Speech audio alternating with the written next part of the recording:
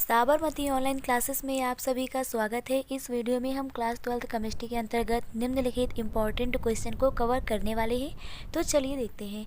पहला क्वेश्चन हमारा है, स्कैंडियम एक संक्रमण तत्व है किंतु जिंक नहीं, क्यों? तो यहाँ पर स्कैंडियम की बात कर लेते हैं। भाई स्कैंडियम का परमाणु क्रमांक कितना होता है? 21 होता है। तो ये संक्रमण तत्व है। तो पहले जान लेते हैं भाई संक्रमण तत्व क्या होते हैं। तो वे तत्व जिनका विभेदी जो इलेक्ट्रॉन है वो डी ब्लॉक में जाता है, यानी कि डी ब्लॉक जो है वो अपूर्ण होता है, तो उसे हम लोग बोलते हैं संक्रमण तत्व। डी ब्लॉक का तत्व है, लेकिन डी उपकोष अगर अपूर्ण है तो उसे हम बोलेंगे कि भाई वो क्या है? संक्रमण तत्व है। तो स्कैंडियम का परमाणु क्रमांक 21 होता है। जब इसका आप बाउ के नियम से इलेक्ट्रॉनिक विन्यास करेंगे तो क्या हो जाएगा? आप बाउ के नियम से इलेक्ट्रॉनिक विन्यास हो जाएगा 1s2 2s2 2p6 3s2 3p6 4s2 3d1।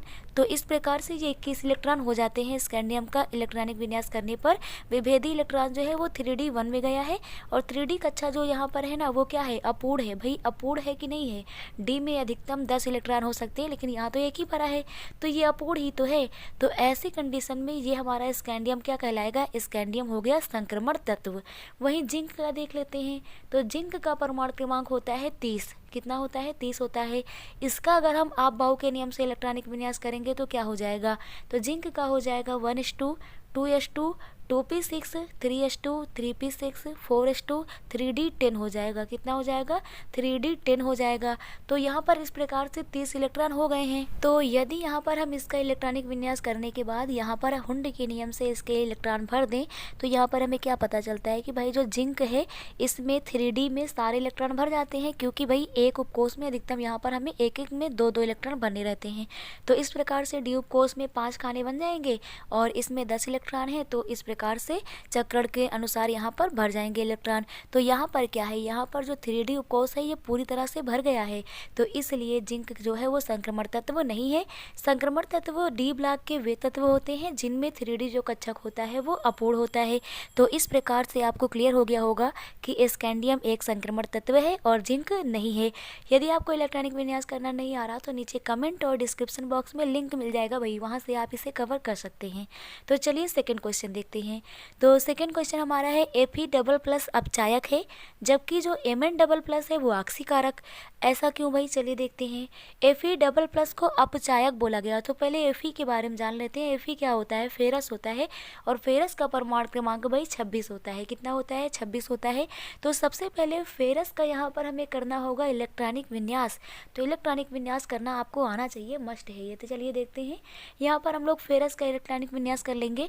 तो 1s2 2s2 2p6 3s2 3p6 4s2 और 3d6 हो जाएगा। तो इस प्रकार से फेरस का इलेक्ट्रॉनिक विन्यास कर लिया। तो भाई फेरस के पास 26 इलेक्ट्रॉन थे। अब Fe++ बनाना है। डबल प्लस का मतलब उसने 2 इलेक्ट्रॉन दे दिए, तो 26 में से 2 इलेक्ट्रॉन दे देगा तो कितने बच जाएंगे? यहाँ पर 24 बच जाएगा। तो इलेक्ट्रॉन कहाँ से जाएंगे? अंतिम उपकोष से। और अंतिम उपकोष यहाँ पर क्या है? अंतिम उपकोष अंतिम कक्षा होती है यहाँ पर 4। क्या होती है भाई? 4 होती है। तो यहाँ पर 4s से इलेक्ट्रॉन 2 जाएंगे। तो अब Fe++ का इलेक्ट्रॉनिक विन्यास हमारा हो जाएगा 1s2 2s2 2p6 3s2 3p6 और 4s 0 हो जाएगा। 4s से इलेक्ट्रॉन जाएंगे और 3d आगे 6 हो जाएगा। तो ये हो गया Fe++ का इलेक्ट्रॉनिक विन्यास। अब इसी प्रकार से हम लोग मैग्नीज का कर लेते हैं। तो मैग्नीज का परमाणु क्रमांक जो होता है 25 होता है। तो अगर हम Mn का इलेक्ट्रॉनिक विन्यास करेंगे तो क्या हो जाएगा भाई? Mn का इलेक्ट्रॉनिक विन्यास हो जाएगा 1s2 2s2 2p6 3s2 3p6 4s2 3d5 हो जाएगा।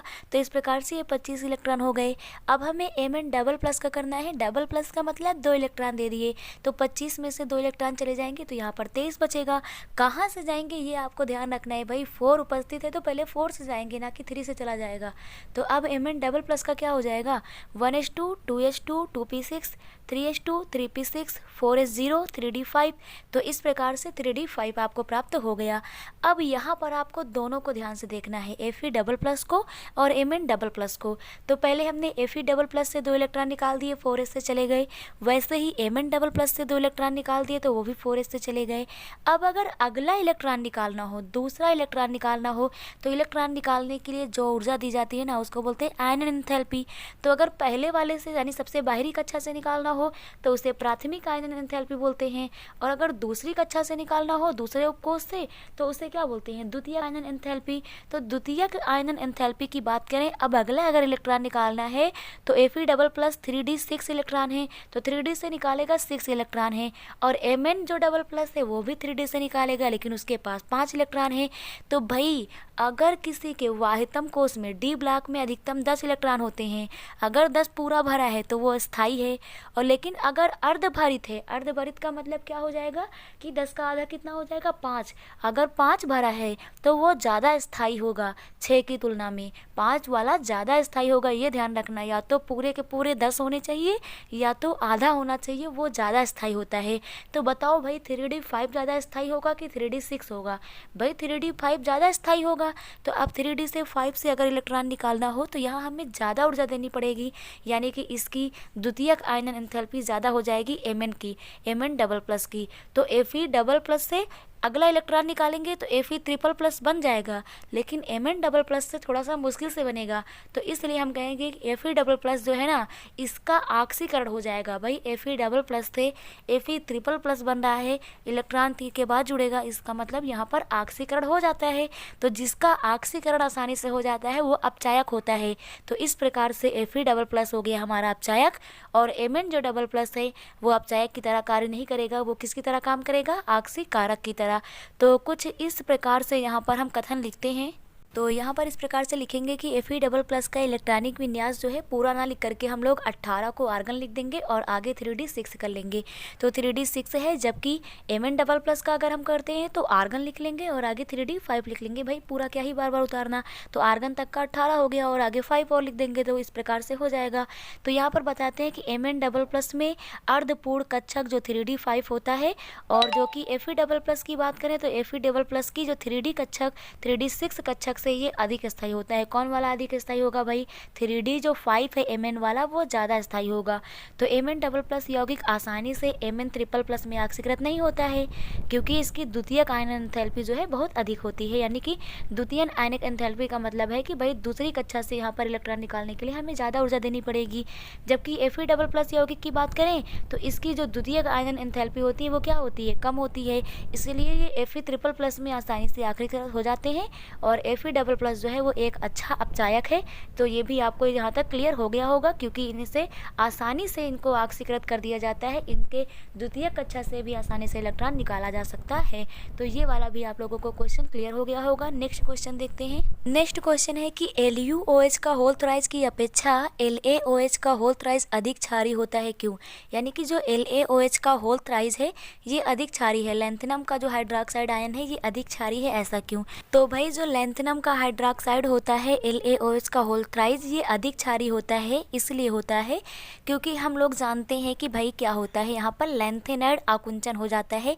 यानी कि जो लैंथेनम 57 नंबर पे आता है, यहाँ से ल्यूटीशियम जो 71 नंबर पे आता है, जब इधर की ओर जाते हैं यानी 57 से लेकर के जब हम लोग 71 की ओर जाते हैं ब्लॉक में, तो F ब्लॉक में 57 से 71 की ओर यहाँ पर जाने पर क्या होता है, 57 के बाद से यहाँ पर जब हम 71 की ओर जाते हैं तो धीरे धीरे हमको पता है परमाणु क्रमांक बढ़ रहा है। लेकिन परमाणु क्रमांक बढ़ता है, लेकिन इसके बावजूद यहाँ पर परमाणु त्रिज्या जो है वो नहीं बढ़ती है, आयनिक त्रिज्या धीरे धीरे क्या होती है, कम हो जाती है। तो आयनिक त्रिज्या कम क्यों हो जाती है, लैंथेनाइड आकुंचन के कारण।